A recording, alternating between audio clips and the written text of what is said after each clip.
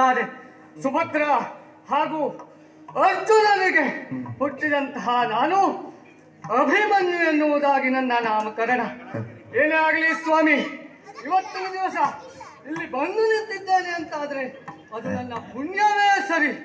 ಯಾಕೆ ಗೊತ್ತುಂಟ, ಆಟದಲ್ಲೆಲ್ಲ ನಾನೇ ಮುಂದಿದ್ದೇನೆ. ಹೇಗೆ ಪಾಠದಲ್ಲೂ ಸಹ, ಆಟದಲ್ಲೂ ಸಹ, ತೂಟದಲ್ಲೂ ಸಹ ನಾನೇ ಮುಂದಿದ್ದೇನೆ. ಆದರೆ ಕೆಲವರಿಗೆ ನನ್ನ ಕಂಡು ಏನಂತಂದ್ರೆ ಹುಳುಕು.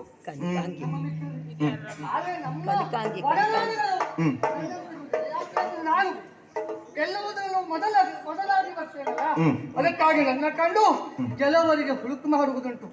ಏನೇ ಇರಲಿ, ಇವತ್ತಿನ ದಿನ ಈಗ ನಾನು ಮಾತನಾಡ್ತಿರುವುದ ನೆತ್ತಿಯ ಮೇಲೆ